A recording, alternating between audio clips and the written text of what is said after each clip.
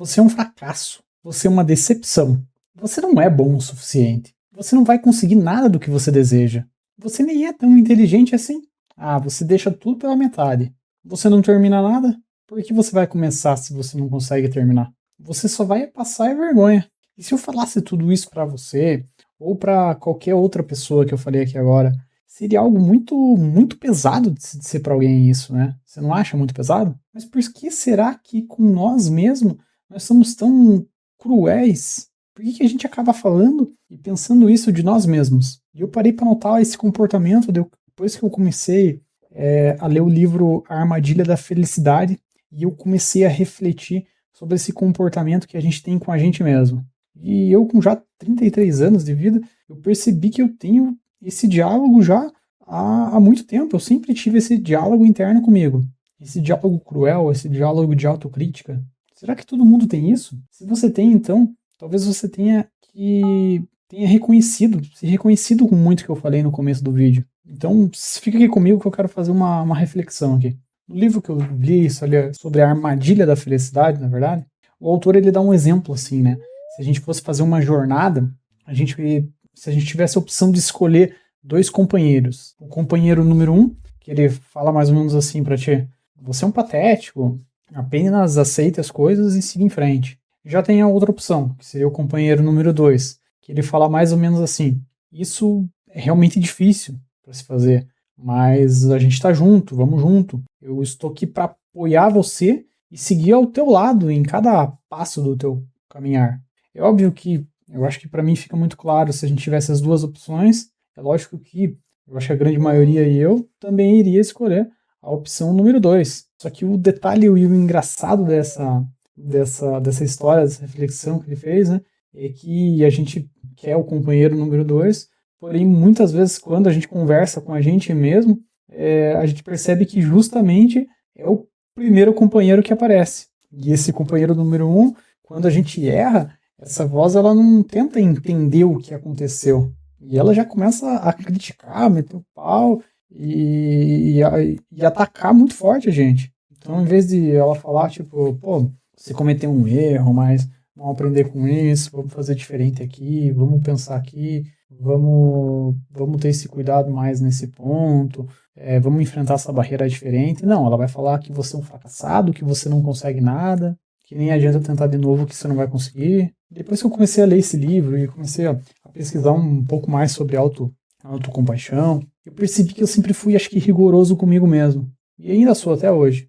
Eu fico me perguntando também se a gente parece que a gente tem uma dificuldade maior em ter essa compaixão com a gente mesmo, sabe? Sei lá, talvez isso tenha a ver com a nossa cultura que ensina desde cedo, né? Que o homem não pode chorar, que o homem parece que não pode falar, não pode expressar o que ele sente, não pode demonstrar as suas emoções. Mas, pô, isso não tem nada a ver, né? Você esconder o que você sente fosse a mesma coisa que você ser mais forte. Ah, sei lá, sabe? Eu não sei se isso é só uma percepção dos homens em geral, se todo mundo sente isso, ou é apenas algo que eu tenho essa percepção. Mas, assim, fato é que, pra mim, essa voz que tá dentro de mim, essa autocobrança, essa autocrítica, ela quase sempre ignora, parece, a parte boa que eu fiz. Eu posso acertar várias vezes, mas quando eu erro uma, é justamente essa que ela escolhe ficar repetindo na tua mente. Pô, e daí agora, entendendo sobre o assunto, eu fico pensando, né? Com uma voz dessa eu não preciso nem de inimigo, né? Nem de hater, nem de nada, porque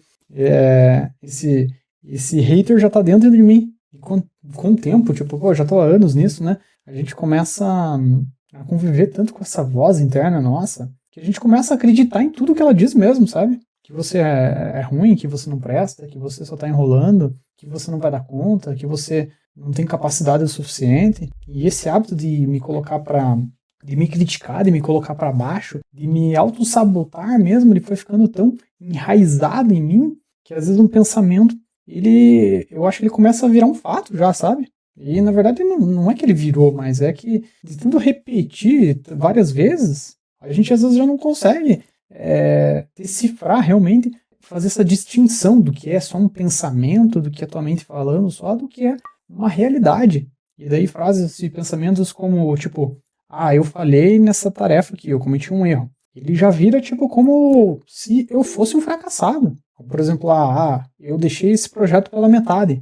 Ele vira já automaticamente como se falasse assim, tipo, eu deixo tudo pela metade. Então é como se eu fizesse um relatório da minha própria vida, registrando apenas os erros e apagando as coisas que deram certo. E, tipo, daí com o tempo eu vou olhando esse relatório de forma automática, né? Tô simbolizando aqui, né? E às vezes a gente começa a acreditar, né? Nessa história inteira. Então, por isso que acho que a gente tem que cuidar com a nossa infância, né? Acho que muita coisa a gente carrega da infância. As palavras que uma criança escuta no dia a dia podem acompanhar a forma como ela se enxerga quando cresce mesmo.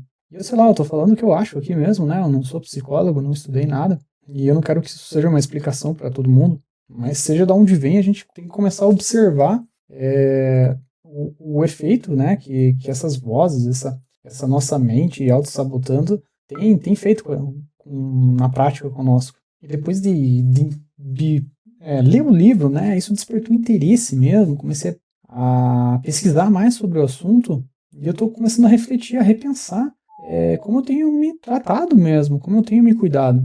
Lógico que eu quero continuar assumindo os meus erros, minhas falhas, né? Isso não tem nada a ver, mas sem ser cruel comigo mesmo, como eu sempre fui. Então, da forma que eu entendi, ter compaixão comigo mesmo é tentar ser mais compreensivo, ser mais acolhedor nos momentos, principalmente de sofrimento, de falha. Em vez de partir com esse jeito já automático que eu, pelo menos, tenho, de ter essa crítica excessiva.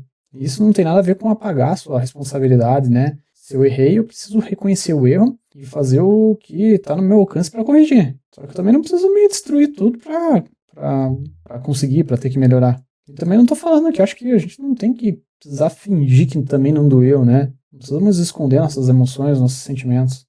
Tem que validar, né? Tipo, que foi tenso, tô sentindo esse sentimento, aquele sentimento, tô frustrado, preciso de um momento para organizar a cabeça, né? Então, talvez frases como essa são uma maneira de a gente não aceitar automaticamente todas essas críticas que vêm logo de começo, principalmente se você já tá com esse hábito, né? Então é algo muito novo que eu tô testando ainda. Então eu tô testando 3 perguntas que a princípio eu vi que pode ajudar muito, sabe? Então quando começar a vir essas críticas, essas coisas negativas, essa crueldade que você começa a tá fazendo com você mesmo, né? Você faz a primeira pergunta que é: se o meu melhor amigo ou alguém que eu amo realmente tivesse esse pensamento, o que eu diria para essa pessoa? Cara, essa frase parece simples assim, mas no momento que você estiver realmente se julgando, se autocobrando, quando você faz essa pergunta, cara, te tira em outra perspectiva, te coloca em outro lugar que você consegue olhar você de longe assim e com o tempo isso, eu acredito que vai ficando mais refinado ainda, você vai ficando melhor nisso. E a outra pergunta também, a segunda: se o meu melhor amigo ou alguém que me ama, ele soubesse que eu tô tendo esse pensamento, o que será que ele diria para mim? Então também é outra pergunta que faz a gente colocar em outra perspectiva, né?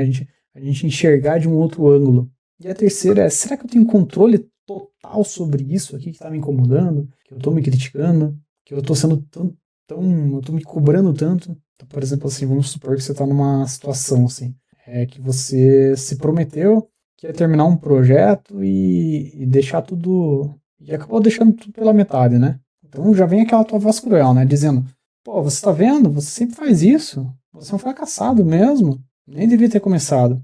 E se você fosse pensar, um amigo que você ama, provavelmente ele não ia dizer que você é um fracassado. Vamos supor, talvez ele pudesse dizer assim, né? Você não cumpriu realmente o que você combinou. Mas vamos talvez tentar entender o que aconteceu. Vamos tentar aprender com o teu erro.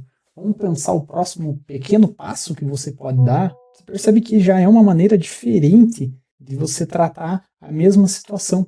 É aquele lance do companheiro, né? Você prefere o teu companheiro número 1 ou número 2? Então você pode reagir das duas maneiras. Então assim, tipo, a autossabotagem é um perigo mesmo. E o engraçado é que, tipo, eu consegui notar só agora que eu li esse livro, eu parei para refletir, que é algo extremamente perigoso e, tipo, eu não tinha nem noção. E às vezes é como se eu mesmo parecesse ser a minha principal barreira, sabe? Então às vezes a gente tem que reconhecer que os sofrimentos, os erros, as imperfeições, elas fazem parte de nós, né? Dessa experiência humana.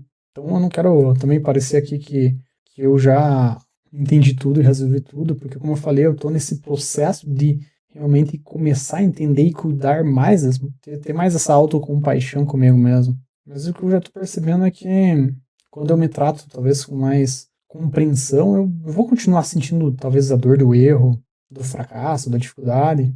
Vai me abalar um pouco, principalmente no começo, mas talvez vai se conseguir olhar de uma forma mais racional, né? Olhar para o que realmente está acontecendo e levantar mais rápido, mais fácil para encarar essa dificuldade. E assim, né? É com erros e acertos que a gente vai evoluindo como pessoa. Então, cada pessoa tem uma história, tem uma forma diferente de falar consigo mesmo, né?